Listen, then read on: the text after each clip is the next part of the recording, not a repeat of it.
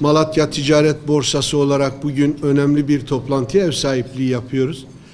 Özellikle toplantıya iştirak eden Ege İhracatçılar Birliği, kuru meyve sektörü, özellikle Güneydoğu Anadolu İhracatçılar Birliği ve yine kuru meyve sektörümüz, İstanbul İhracatçılar Birliği'mizden bugün toplam 30'a yakın sektör kurulu temsilcilerimiz ve birlik yönetim kurulu üyelerimiz ve birlik başkanlarımız burada. Bildiğiniz gibi tabii Türkiye dünyada da çok önemli bir kuru meyve tedarikçisi ülkesi konumunda yıllık 2 milyar dolara yakında bir ihracat gerçekleşiyor. Malatya'da bu tabloda en önemli illerinde başında geliyor. Özellikle kuru meyve ihracatında, kuru kayısıda bu tabloda yaklaşık %25'in üzerinde de bir ihracat gerçekleştiriyor. Bugün buradaki kıymetli iş adamlarımız ve bu gördüğünüz kurulun önemli aktörleri Türkiye'nin kuru meyve ihracatının tamamına yakınını gerçekleştiren beyefendiler. Ben özellikle bu toplantımıza iştirak ettikleri için ev sahibi Ticaret Borsası Yönetim Kurulu Başkanı olarak kendilerine çok teşekkür ediyorum. Hoş geldiniz diyorum. Tabii biz toplantıyı çok önemsiyoruz. Bugünkü gerçekleştirdiğimiz bu bir günlük ziyaret kapsamında hem şehrin önemli kamu idarecilerimizi hem de bütün paydaşlarımızı ziyaret edilecek. Tarım İl Müdürlüğümüzden Kayısı Araştırma Enstitüsü'ne kadar bir taraftan da şehrimizin valisi, Büyükşehir Belediyemiz ve diğer sivil toplum örgütlerimizle bugün önemli istişare toplantıları gerçekleşiyor. Tabii 2025 yılı zor bir yıldı. Malatya açısından gerçekten hem dünyadaki kayısı tüketicisi açısından zordu, hem de şehrin ekonomik gelirlerinin kısıtlanması açısından, hele özellikle üretici açısından zor bir yıldı ama bunu geride bıraktık. İnşallah 2026 yılında şu anda biliyorsunuz hasat dönemimiz başladı. Bir taraftan yaş kayısı hasatı ve ihracatı devam ederken bir taraftan da kuru kayısı üretimimiz başlıyor. Depolarımıza ürünler transfer olacak ve bu yıl hem üreticinin maksimum düzeyde ekonomik bir gelir elde edebildiği, hem şehrimizin ekonomik anlamda bu yıl 2025 yılında yaşanan zorluk ve sıkıntıların yaralarını sarabileceğimiz, hem de tüketiciyi maksimum düzeyde ürüne ulaşabileceği, erişebileceği bir yıl olması için bu toplantıda bir takım başlıklar üzerinden yürüyerek Malatya'nın ve Türkiye'nin özellikle kuru meyve ihracatında her paydaşın maksimum düzeyde mutlu olduğu bir tablo için bir araya geldik. Bütün amacımız, bütün gayemiz çiftçinin mutlu olduğu, üreticinin en iyi, belki son yıllarda elde edebileceği en iyi rakamlara ulaşabilmek, ama bir taraftan da mutlaka makul ve mantıklı, alıcıların da tüketicilerin de ulaşabildiği bir ürün transferi gerçekleştirmek istiyoruz. Yani Malatya kayısı sadece Malatya'yı ilgilendiren bir ürün olmaktan çıkmış, hem bir bölge hem de bir ülkenin prestij ürünlerinin başında geliyor. Kuru meyve tabii bildiğiniz gibi bizim ülkemiz için çok önemli ihracat kalemlerini içeriyor. Farklı farklı ürünler. Üzüm, incir, kayısı, Antep fıstığı gibi ürünlerle beraber ihracat yapıyoruz. Bu ürünlerin en önemlilerinden bir tanesi de hiç şüphesiz ki kayısı. Kayısı da Malatya bölgesi ve çevresinde üretilen bir ürünümüz.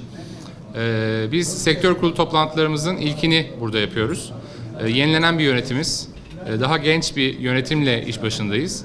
Ve bu sektör kurulu olarak Malatya'ya ilk ziyaretimiz. Tabi bu ziyaretimizde çeşitli kurumlar, valilik, belediye başkanlığı, il tarım müdürlüğü, borsamız, her yere mümkün olduğu kadar yetişerek hitap etmeye çalışıyoruz. Tabii deprem felaketinden sonra kuru meyve sektöründe kayısımız da geçen sene bir felaket yaşadı maalesef. Büyük bir don sıkıntısı yaşadık. Neredeyse hiçbir rekolte yoktu.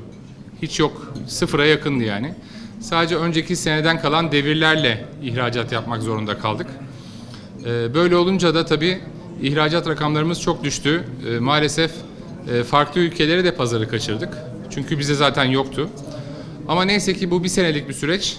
Diğer taraflara çok fazla müşterilerin ayağı alışmadan veya alışkanlık kazanmadan bizim ihracatçılar olarak burada görevimiz tekrar o pazarları geri almak, yapabileceğimiz maksimum miktarlarda ihracatları yapmak için çaba sarf etmek. Çünkü çiftçi buraya kadar getirdi, üretti, en güzel şekilde yetiştirdi, malını korudu, hasatını yapmaya başladı.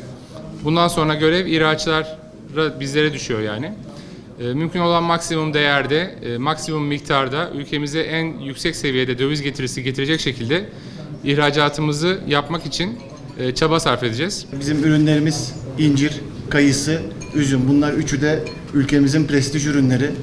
Manisa'nın üzümü, Aydın'ın inciri ve Malatya'nın kayısısı. Geçen yıl yaklaşık 1,7 milyar dolar ihracatımız oldu Türkiye genelinde. Bunun %69'u Ege İhracatçı Birliklerinden oldu. Geri kalan Gayip ve İstanbul İhracatçı Birliklerinden. Geçen sene başkanların söylediği gibi kayısıda bir don faciası yaşadık. Bundan dolayı kayısı ihracatımız 250 milyon dolar bir ihracatımız oldu. Bunun da %50'si Ege İhracatçı Birliklerinden gerçekleşmişti. Tabii burada sabahleyin yaptığımız ziyaretlerde borsa başkanımızla lisanslı depoculuk gezdik. Lisanslı depoculuk için yaptığı tesisleri gezdik. Geçen sene bunun önemini daha çok anladık.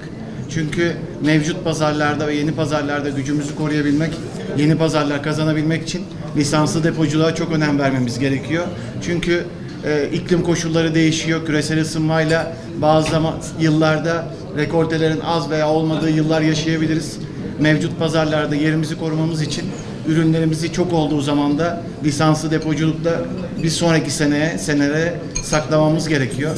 Bundan dolayı yatırımlarından dolayı hem belediyemize, borsa başkanımıza çok teşekkür ediyoruz. Yaklaşık 2 milyar dolara yakın bir ihracatımız var Türkiye olarak. Kuru meyvede, kuru üzüm, kuru kayısı ve incirde. Özellikle incirde aflatoksin, üzümde ve kayısıda da pestisit problemimiz var. Güzel lisanslı depoları gezdik başkanım. Çok güzel yerler yapmışsınız ama pestisit sorununu da aşmamız için bunda da mülki idareler, kolluk kuvvetlerinin bir arada hareket etmesi lazım.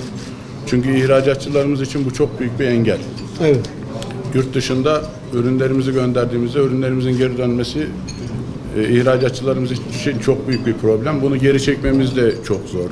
Mahrece iade de çok zor bir süreç. Bununla ilgili de bu azminizle bu işin de üstesinden geleceğinizi Vali Bey'le de görüştük. Zaten söyledik ona. Bunlarla 2 milyar doların üzerine 2,5 milyar dolara yakın bir kuru meyve ihracatı yapacağımızı düşünüyoruz. Tabii en önemli şey devrim niteliğinde başkanımın öncülük yaptığı şeyler bu soğuk hava depoları. Bu kayısıya çok büyük bir katkı sağladı. Dolayısıyla bu olmasaydı geçen sene örneğin çok büyük sıkıntı yaşardık. Bunlar çok önemli bir şey. Yani ve bugün iftiharla müşahede ettiğimiz bir şey daha yapmıştınız. Analiz için laboratuvar, son sistem. Bu da çok büyük bir kazanç. Bu pestisitle alakalı da Vali Bey de çok hassasiyet gösterdi. İnşallah başkanımın da partnerleriyle beraber el birliğiyle bu problemi de çözeriz. Burada hayırlı sonuçlar inşallah çıkar.